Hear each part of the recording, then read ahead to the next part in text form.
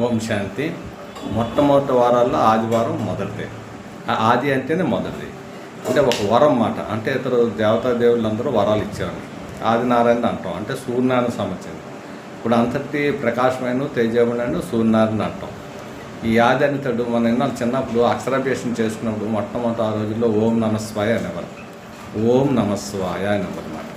అంటే అతని నోటి నుంచే వెలబడేది అనమాట ఈ మంత్రం.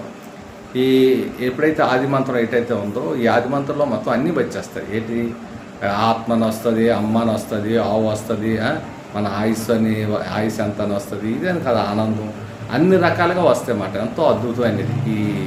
ఇటువంటి ఆదివారాన్ని ఏం చేస్తే భగవంతుడు మిగతా వారాల్లోని కూడా సోమవారం నుంచి మన శనివారంకి ఆ వారాల్లోనే వాళ్ళకు ఒక గాయనం అది జరుగుతూ ఉంటుంది అందరి దేవతలకి.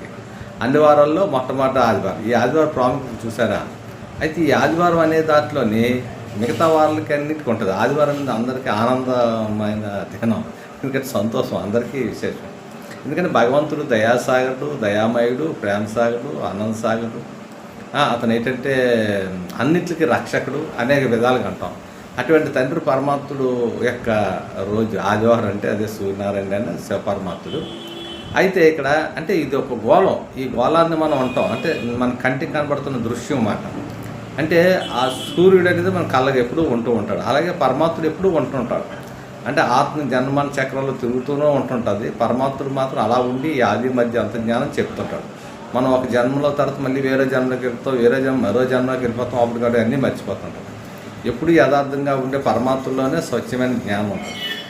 అందుకే పరమాత్మలో ఉంటుంది కనుక మా ఎక్కువ ఏంటంటే పరమాత్మని ఇష్టపడుతుంది. మా ఎక్కువ పరమాత్మని ఇష్టపడుతుంది. ఎందుకు పరమాత్మని ఇష్టపడుతుంది అంటే అతని దగ్గర నుంచి ఏదైతే కావాలో జ్ఞానం కూడా మాయకు కావాలన్నమాట. అందుకే ఆదివారం అన్ని తప్పకి ఎక్కువ చూడండి. ఆ రోజు అంటే జనరల్గా మనం అనుకుంటాం అన్నమాట.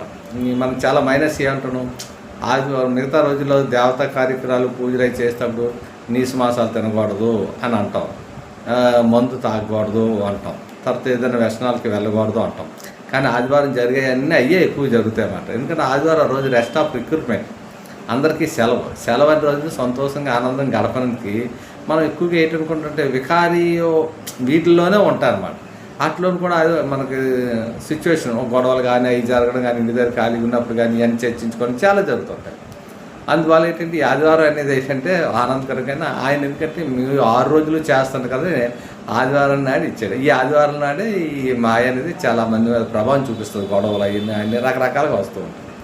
అందుకేంటంటే ఆదివారంలో విశ్లేస్తుంది పరమాత్మ. రేపు సోమవారం కోసం చెప్తాం, కార్తీక మాసం విశ్లేషించ